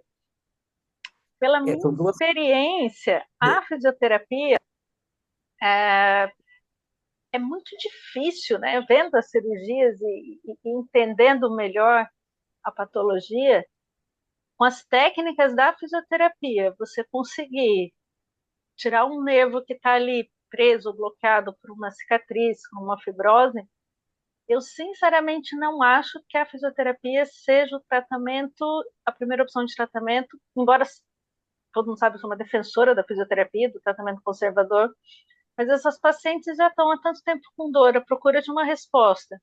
E eu não me sinto à vontade, enquanto fisioterapeuta, em oferecer um tratamento que vai dar um resultado baixo, que vai demorar muito tempo. Eu prefiro encaminhar para um tratamento que vai ser mais eficaz.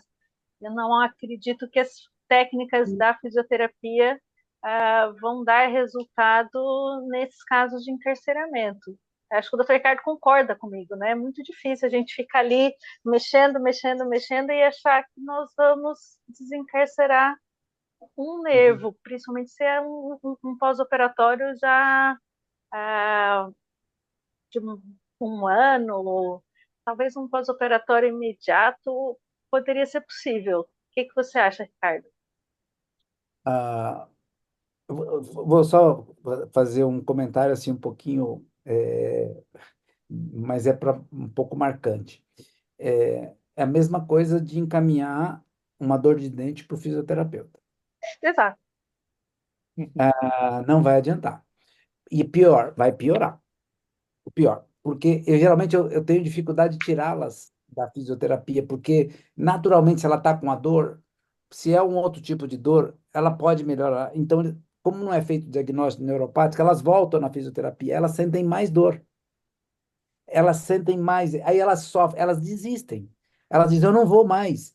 Aí chamam de fraca, a família pressiona, aí cada vez que ela vai é mais dor.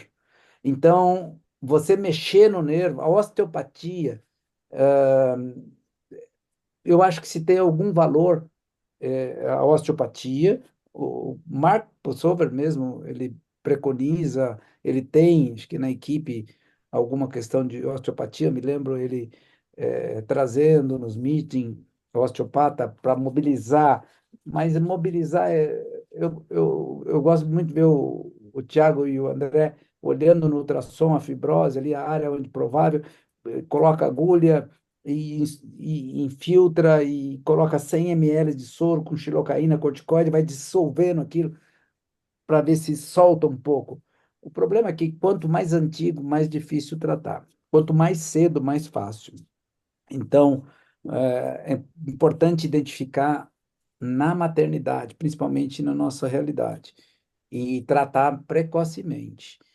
Depois de anos, já tem um processo estabelecido. Então, é muito difícil para elas, até para andar de carro, fazer viagem, fisioterapia, exercício, academia, elas sofrem muito. E a frustração, né, de mais um tratamento que não está resultando, de todo mundo cobrando que você se trata e você nunca fica boa, como se a paciente fosse responsável por não estar melhorando.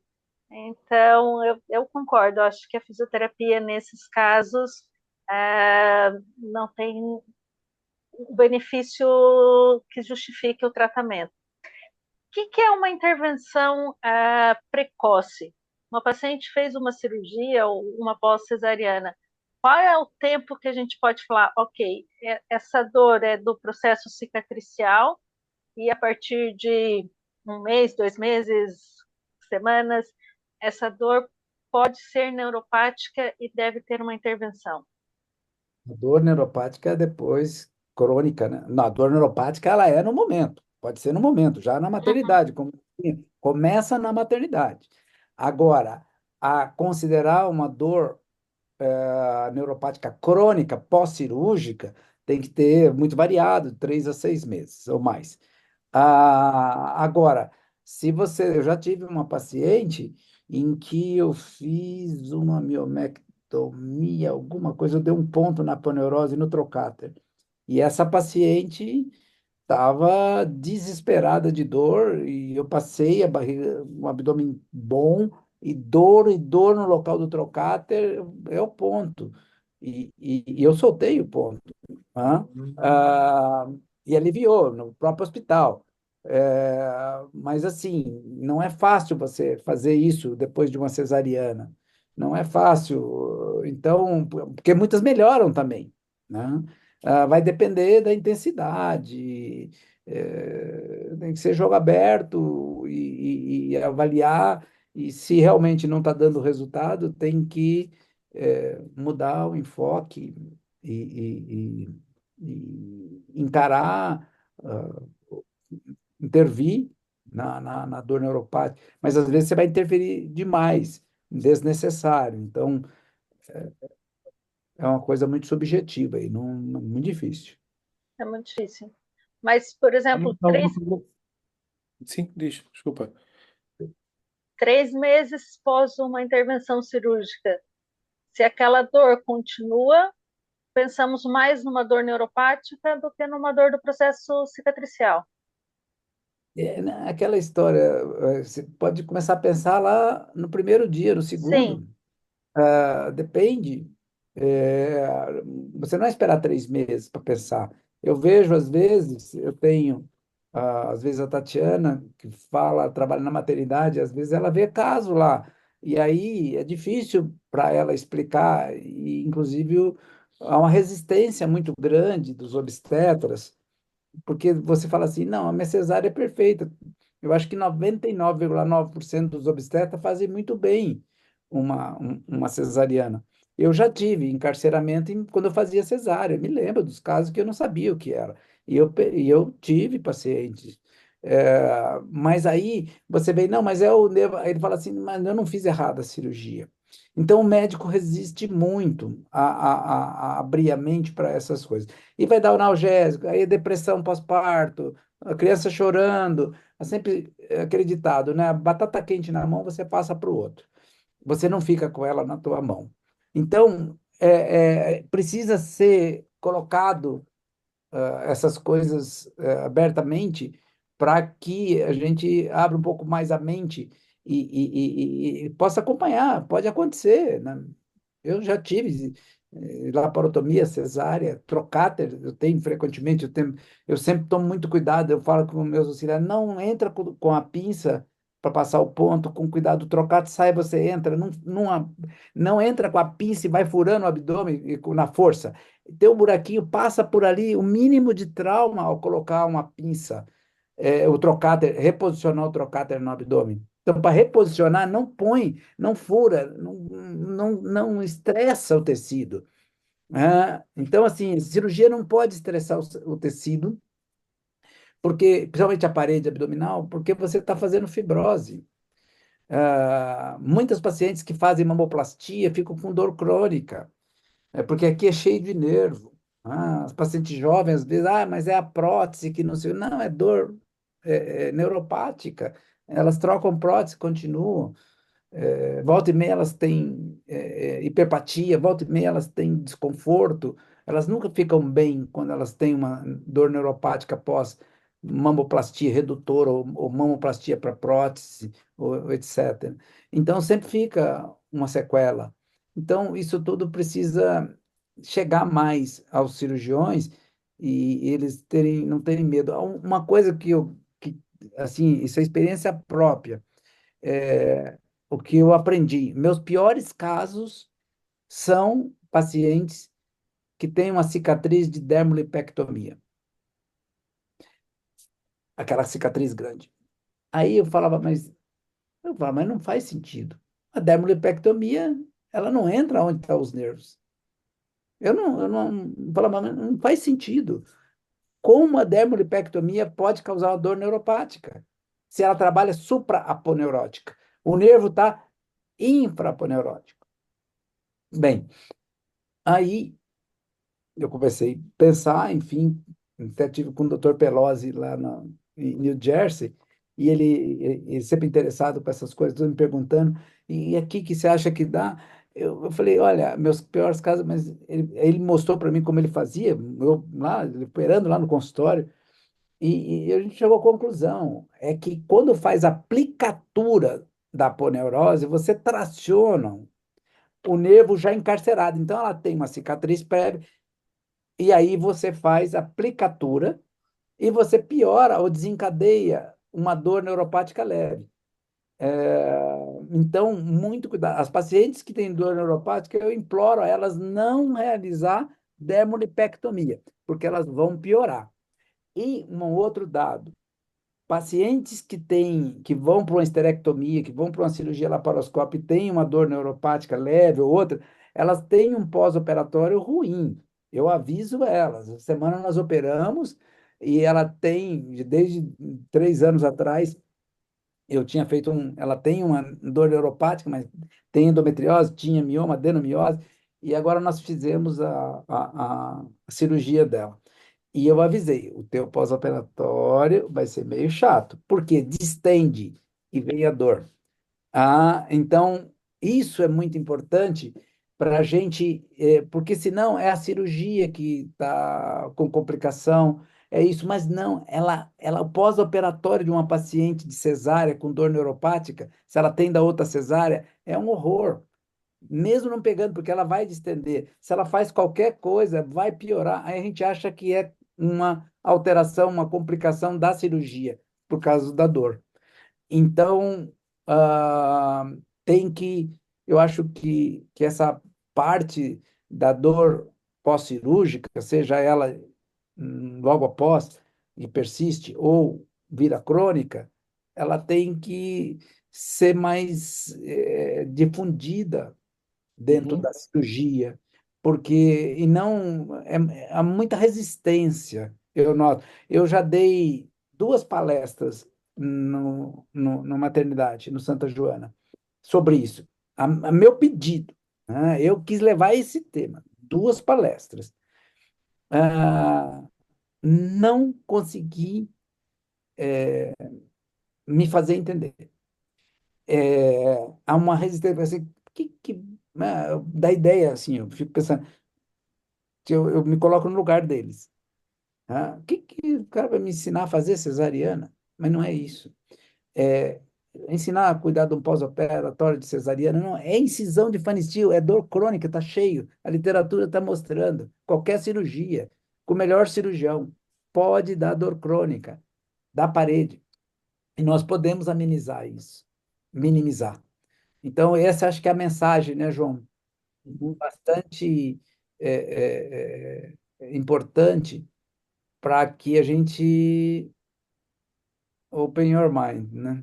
Tem que, tem que abrir a mente. Alguma João, pergunta do final para terminarmos esta sessão? Já vai longa, temos 2 horas, isto a gente podia ficar aqui a noite inteira. Fizemos isso algumas vezes no tempo do Covid, porque não tínhamos nenhum lado para onde ir e fizemos algumas maratonas de discussão. Eu pedia, se alguém aqui que está ainda, os bravos resistentes que estão aqui entusiasmados, presentes, se queriam fazer alguma pergunta ou se apresentassem e a gente está, se não, se nos estão a ouvir, se tem alguma pergunta a fazer. estão perguntando se a aula fica gravada. Sim, a aula está sendo gravada e depois eu Nós disponibilizo. vamos divulgar nos nossos canais e acho que sim, isto tem que ser divulgado porque é mais um instrumento. Olha, Ricardo, isto é impagável. Só posso-te agradecer a tua disponibilidade mais uma vez e poder estar aqui a discutir. Tenho pena de todos os que não tiveram presentes. Perderam isto tudo. E isto foi realmente algo, não digo transcendente, porque realmente tivemos aqui a tua conhecimento da anatomia pélvica e abdominal é algo de transcendente mesmo também e ficou aqui presente. Eu, já sabes que eu sou um peregrino teu, como costuma dizer, e espero estar em breve novamente junto contigo. E, e só para isto, quando a gente temos isto, eu acho que só podemos difundir e não guardar para nós, porque realmente é assim que eu vejo as coisas e nós já discutimos isto, já são quase 30 anos que nos conhecemos e muito obrigado, não tenho palavras para agradecer. Laira, é só pelo teu entusiasmo, porque às vezes vens buscar naquelas alturas em que eu ando perdido um bocadinho no meio de outras coisas e diz, vamos lá fazer e a gente faz. Obrigado mais a vocês os dois e Eu que obrigado. agradeço e para mim é recíproco, porque a gente sempre aprende muito, né? Nos faz pensar, ah, preparando isso tudo para discussão, vendo as pacientes, a gente está sempre aprendendo. Então, para mim, obrigado, uma honra e é muito gratificante poder estar com vocês e vamos fazer mais coisa aí pela frente.